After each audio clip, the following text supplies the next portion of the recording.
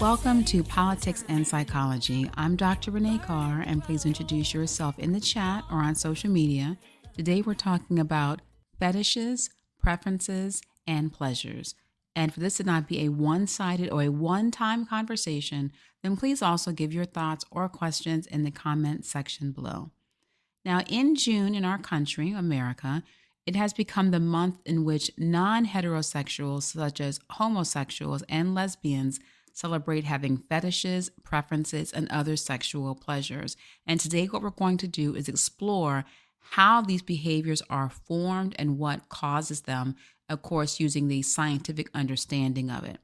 Now, fetishes is a psychosexual, meaning it's psychological as well as sexual.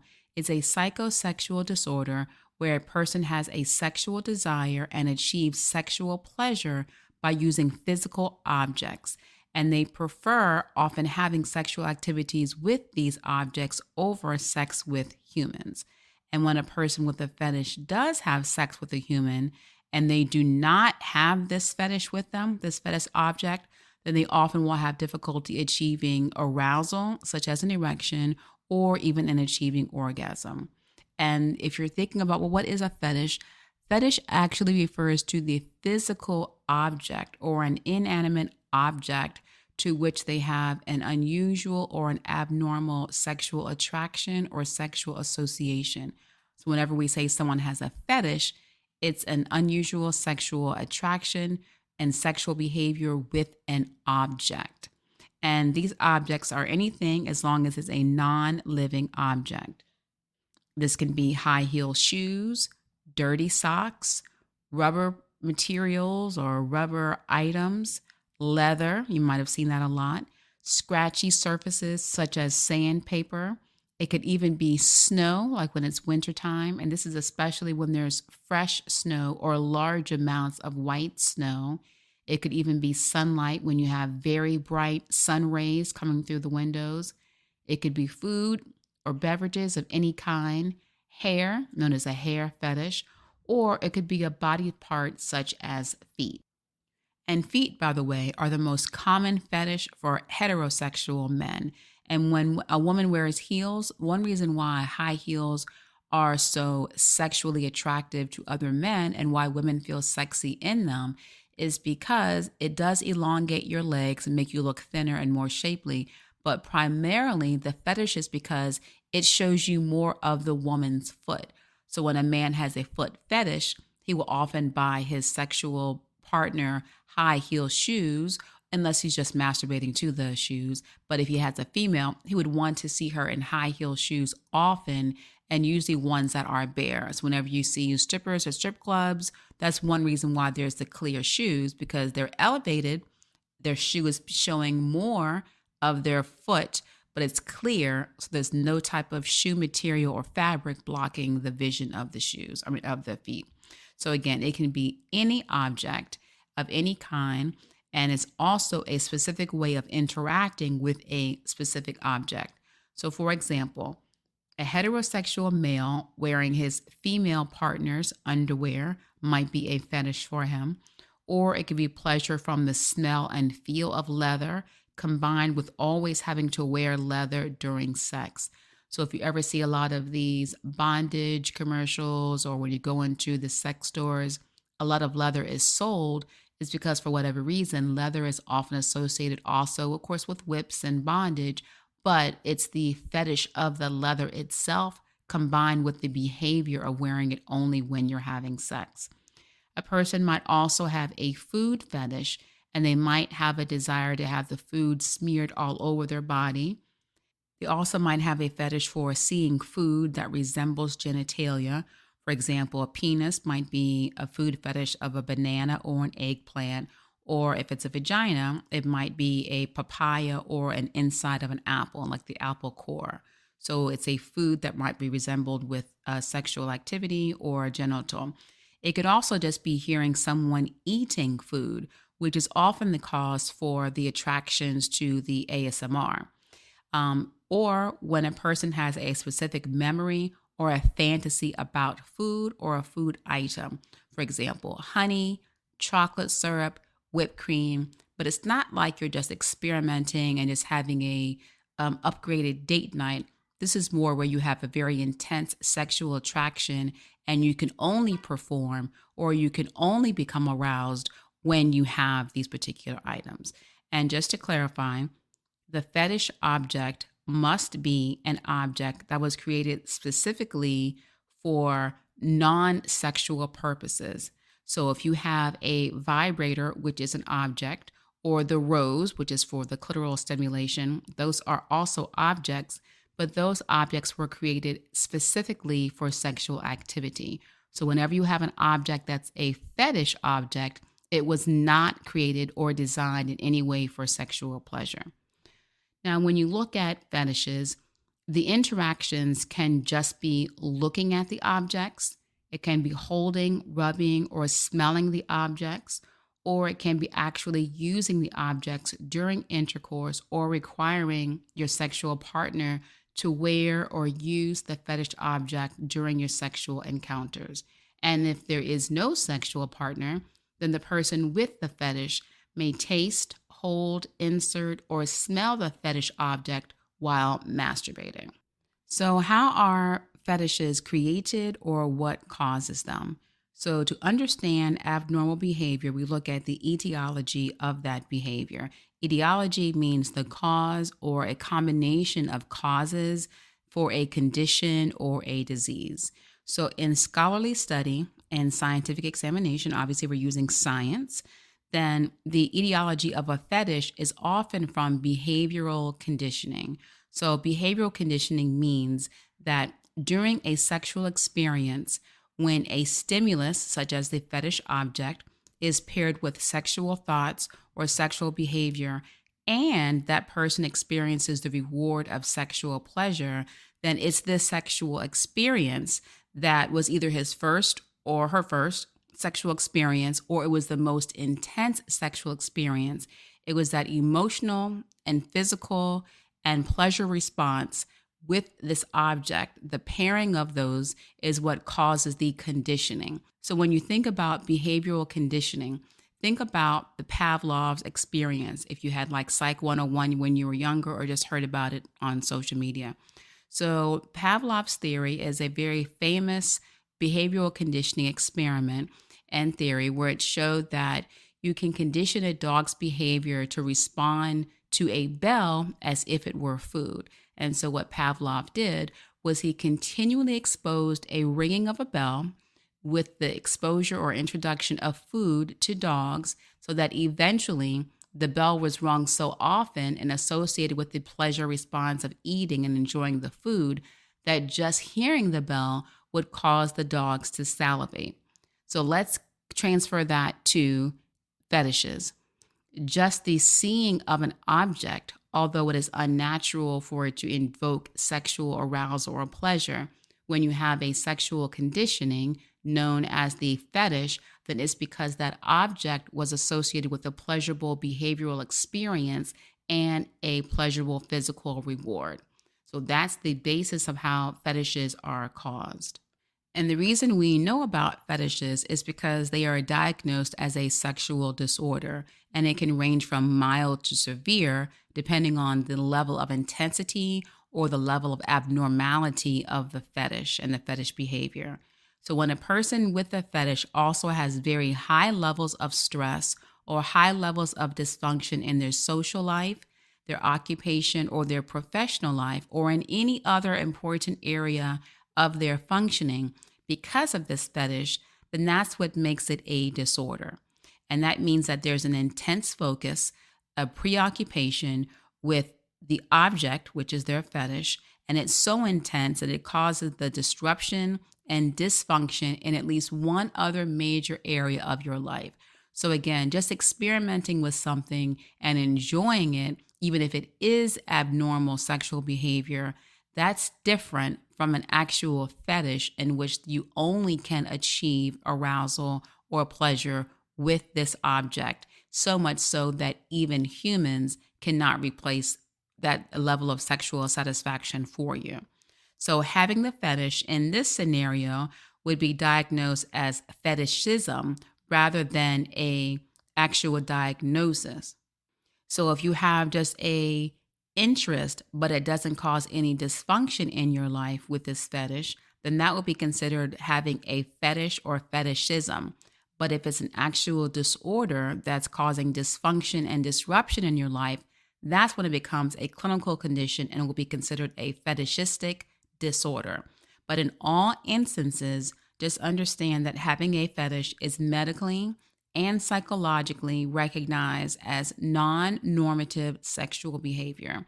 And with normative sexual behavior, then how we're defining non normative is normal is considered the romantic and sexual behavior between a male and a female human with vaginal and penile intercourse and without the addition of objects or additional partners. So anything outside of that will be considered non normative human sexual behavior. So, the primary difference between a fetish and a sexual preference is that a fetish is always abnormal or non normative, whereas a sexual preference may or may not be abnormal. And a fetish is a must have, meaning that it's a preference that I must have in order to, again, achieve arousal or pleasure.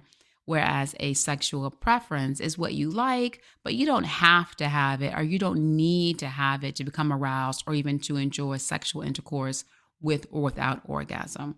So, with pleasure, like the fetishes, you can have a lower level or you can have a higher level. And with lower levels of sexual preferences, the sexual behaviors are still normative.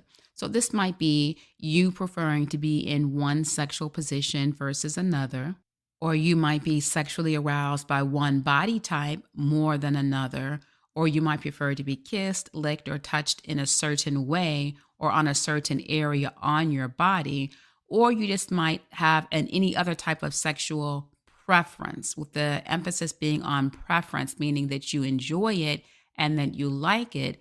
But unlike a fetish, it's not a requirement. And as the level of sexual preference becomes higher or more specific, then you also have the higher likelihood of the preference being caused by sexual abuse or trauma, a higher preference that preference will lead to the victimization of others. It will be the higher the level of power, domination, and submission you might also be interested in.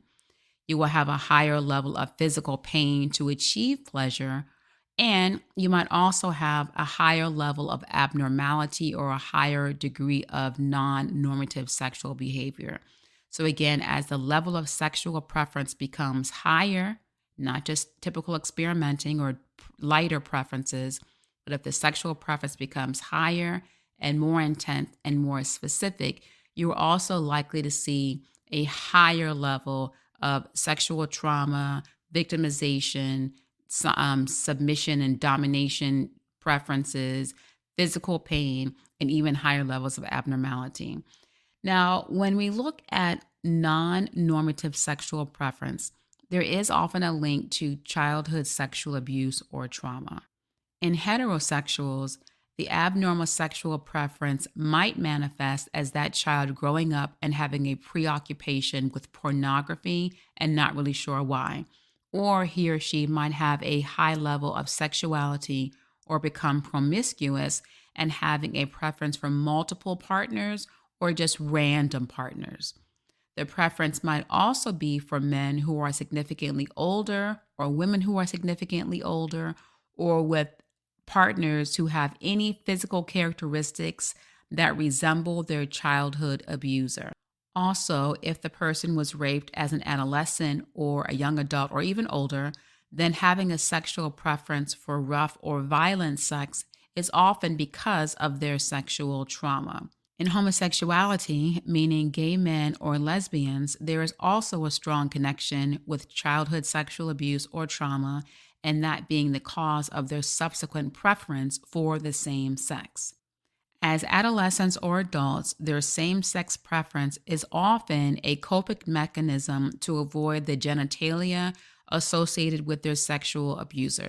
So, for example, if a young girl was raped by a man and she was not given timely professional help or appropriate or helpful intervention, then her way of coping when she gets older is to avoid any type of interaction with penises because that would be a trigger for her trauma. It's the same thing if you have PTSD when you are a combat veteran. Sometimes just hearing loud noises or just seeing blood can cause a severe traumatic reaction. So then, whether it's a PTSD victim from combat trauma or a sexual trauma victim, especially in childhood, a trauma trigger will cause any object to be associated with that trauma, and you will do all that you can to avoid it. That's called avoidance behaviors to avoid reminders or intrusive thoughts of that trauma or any type of memory that you're trying to ignore. And for childhood victims, when the male was the abuser or the attacker, then the penis could be that object for which they are traumatized by. And to overcome that is to just not have any association with it. So then the female may then think that she is more attracted to females, but what she's really trying to do is just avoid the reminder of the penis being a traumatic object for her. You may also have a young boy who was raped by another male. And in his subconscious way of making the trauma make sense, then what he would do is then unknowingly turn the trauma into a sexual preference. When you think about trauma, especially childhood sexual trauma, children don't understand how to make sense of sexuality nor of being sexually attacked because it's making them experience a physical trauma that they have no consciousness or no understanding of it intellectually. And so when it happens to their body and it's such a painful experience, they may have an out of body experience. They may resort to multiple personalities or dissociative identity disorder. They may completely block out those memories altogether. Or another way, a lighter way of coping with it is to just ignore natural male-female sexual interactions and to choose the path of least resistance by going with the same sex gender that was not intrusive, or by your mind saying, okay, well, in order for this to make sense, let's either become very promiscuous so we can have power over what happened to us and therefore make it okay, and therefore we won't have psychological or mental health breakdowns, or we can just say this is what our sexual preference is. And in that way, it makes it easier to accept and easier to not have a psychological crisis or conflict in your identity. However, you can also have a sexual preference for the same sex that is not caused by trauma. Same-sex attractions can also be caused by sexual arousal disorders or complications. For example, a low sexual desire disorder means what it is, low sexual desire. A female can have vaginismus, meaning her vagina will not open or expand to be able to receive the penis. Or you can have retarded ejaculation, meaning that the male can sustain an erection for a very long time without having the release of an orgasm. And so people might think, okay, well, then I must be attracted. If I'm having retarded ejaculation, I don't know what the cause of it is. All I know is that I can never have an orgasm when I'm having sex with a female. Then maybe it's because I'm not attracted to females. If a female has a low sexual desire, then she may feel like, okay, well, then maybe I just don't like men and I need to just have sex with females. So therefore, I'm attracted to the same sex. Or a female can also have vaginismus, which is the vagina, because of trauma or anxiety, not being able to open wide enough for even a pencil or a tampon to get through, much less a penis. And so she might think, okay, well, if I'm having oral sex with a female that's less invasive and I enjoy it, I can achieve pleasure, I don't have the anxiety, then maybe it's because I am same-sex attracted. When in actuality, it's the medical and psychological disorder of vaginismus. So there are multiple reasons that are not associated with trauma, but could be medical or psychological, that can make someone mistakenly think that they have a same-sex preference, when in actuality, they do not. There are additional medical and biological causes of same-sex preferences, such as females having very high levels of testosterone or even males just having very high levels of estrogen. If you look at, I don't know if you listened a few weeks ago, I don't know when I said it, but when you look at comparative psychology, you're comparing animal behavior and animal functioning with human behavior and trying to understand differences to help explain human behavior, but in a safer format by using it on animals versus human subjects. So when you look at comparative psychology, you castrate or cut the penises off of other male mammals, then what you'll see is they'll have bigger stomachs, they'll get more fat around the abdomen, and they'll have less testosterone, obviously. The same thing happens when you have human males when they have either age or they have other type of erectile dysfunction, such as huge drops in their testosterone. They have less of an ability to have an erection. And they also, because they have less testosterone, they will similarly, like with the other animals, they will then get a bigger belly that has more fat around them. And that's how we can see patterns of what happens physically as well as sex drive. They will often decrease because of the low testosterone.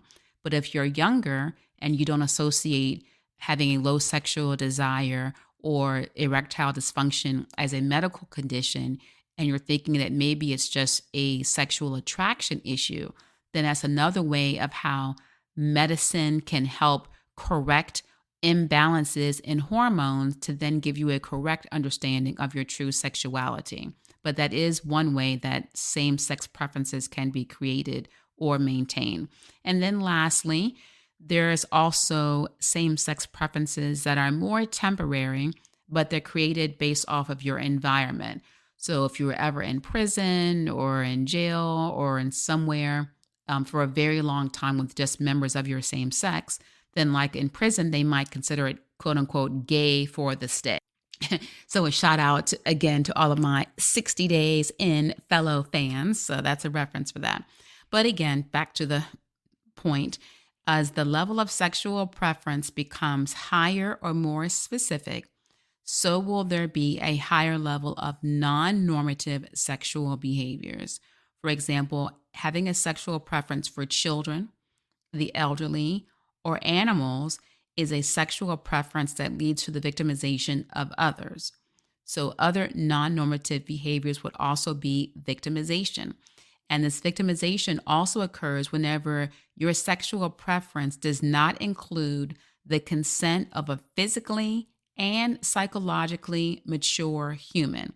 And even when there is no physical harm done to the victim, as in the case of voyeurism or exhibitionism, you are still making a victim because the other person is not consenting to your use of their body, of you using their images for your own sexual gratification. When it comes to exhibitionism, then you're walking by exposing your genitalia or your breasts to a passerby or an unsuspecting audience. And so although you're deriving sexual pleasure from that, you're forcing that sexual experience onto someone else. So whether it's voyeurism or exhibitionism, there is no physical harm that's caused to the victims, but it is still a victimization from a sexual preference that's forced onto someone versus the person keeping that to themselves. When you have a sexual preference associated with power, domination, and submission, the reason why we consider this sexual preference abnormal is because of the intense physical and psychological pain that's used to achieve sexual pleasure. And although the person is experiencing sexual pleasure, it's the underlying reason for why the sexual suffering is desire that makes it abnormal. And that's because the preference may be tied to a desire to punish yourself or to allow someone else to punish you, or because you may have a desire to punish someone else. And those are because you may believe that you have been treated unfairly. You might have had your rights or your sense of self taken away from you. Or if you were desiring to be punished, it may be because you have a sense of not being worthy of being treated well or being treated good by a good person, or you may feel as if you are not a good person yourself. If you look on the opposite end of that spectrum, You may not only feel that you are a good person, but you may have perfectionistic tendencies or perfectionistic personality traits. And because of this, then you may have a sexual preference to desire sexual suffering because of underlying guilt that you don't deserve any success that you may have had, or because of underlying insecurities that you struggle so hard to be perfect, and this is your only way of feeling as if it's kind of leveling the balances for you. There are also psychological considerations when there is a dominant person in the submission relationships. Often, that dominant person will have a psychological disorder, such as antisocial personality disorder, narcissistic personality disorder, or just narcissistic traits, or they may have a level of sexual sadistic traits or a disorder.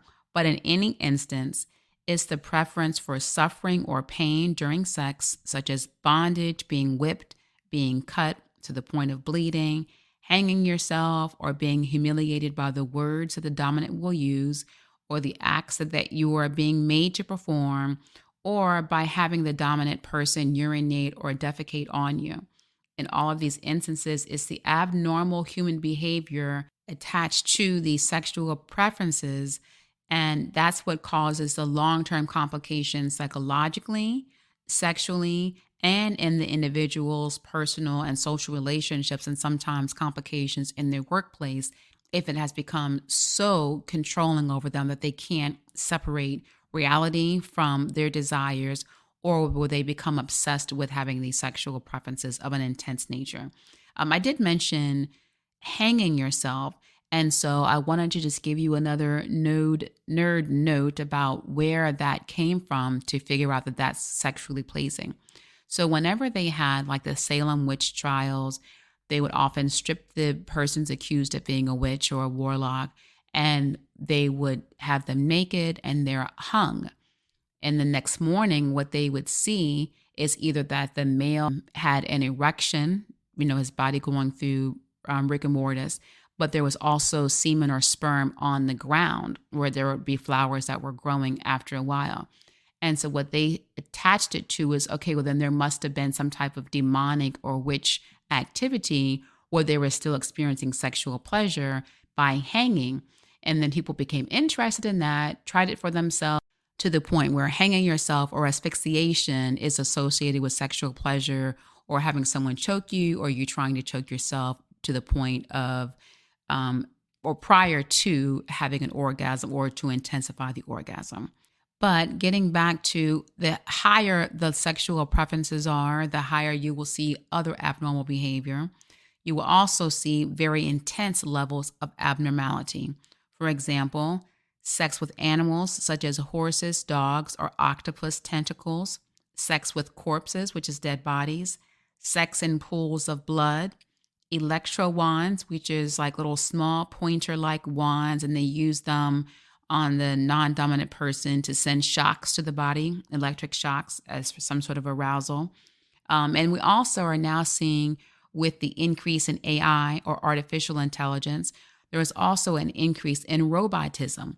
And robotism is having a sexual preference for robots or cyborgs. And this sexual preference is enacted in reality by having sex with fully formed sex dolls or robots, or by reading sexual novels about these sexual robots or cyborgs, or by having a human partner who dresses up and acts like a robot during sex. So all of these are very specific sexual preferences, and our goal is to show and give examples of when you're talking about pleasure and you're attaching that to sex, people then attach, well, because I like it and because it feels good, this is part of my sexual identity and this is part of my sexual preference. And with society pushing toward embracing everyone's sexual preference, these are the types of things that we are moving our society toward. These are the things that we are also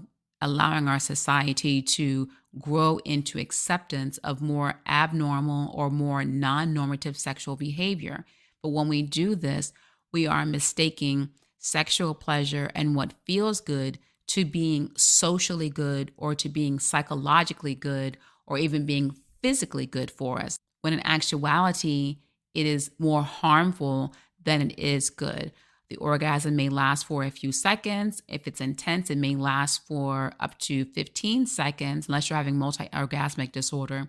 But in any case, it may last for a very short time compared to the aftermath of the person who is with the fetish or with the sexual preference or with the more extreme sexual preference, their own guilt or their own shame or their own discomfort with that, or with the victims to which they force their sexual preference onto, like with pedophilia, like the corpses, which is dead people, so they don't have any say in it, like the animals who are not asking to be violated in this way, and obviously with children who are not able to understand nor desire sexuality.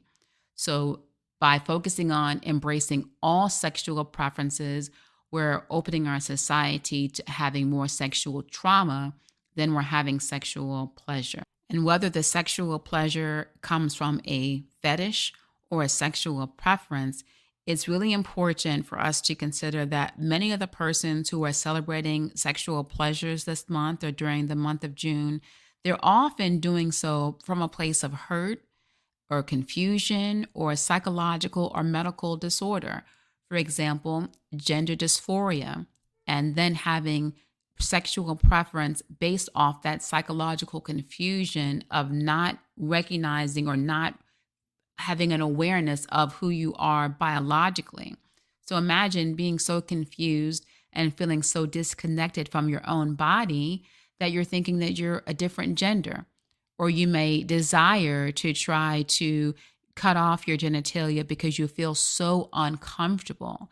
And that is psychological distress. That's why it's considered a psychological disorder that we can have the studies for to help treat, to help the person become comfortable with who they are and to embrace their biological selves and to live in a healthy format rather than mutilating themselves or committing suicide because they feel so uncomfortable.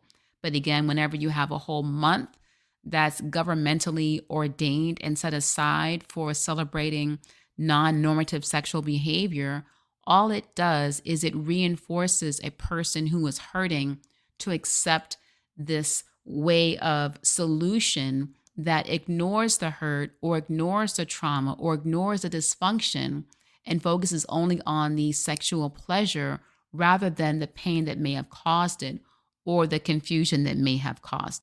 Now, the great thing is society has changed from shaming individuals with sexual abnormalities to celebrating them. So the good thing is we're not shaming them or putting them to death, but we're also now having the extreme of celebrating rather than giving them the appropriate love, care, and treatment. And so either extremes or both of these extremes are harmful, not only to the individuals, but also to our society as a whole. So instead, such sexual behaviors should be examined as to the cause as well as the effect of these sexual behaviors. And we should not encourage individuals to maintain sexual trauma by engaging in sexual behaviors that avoid addressing or healing from the sexual trauma that occurred. And likewise, we should not celebrate fetishes because often it's these fetishes that are gateways to deeper and more dangerous sexual behaviors. As I mentioned, things like voyeurism, pedophilia, rape, and it's also the primary basis and the highest demand for why there is a human trafficking market. So if this month, if you are pulled into discussions about sexuality or gender identity or sexual identity, then please remember our time today and use this information to educate your loved ones or anyone else who may be asking for your opinion about it. But when you do have these conversations, please do so using the science that we discussed today and also with love. Walk the path of life. And if you run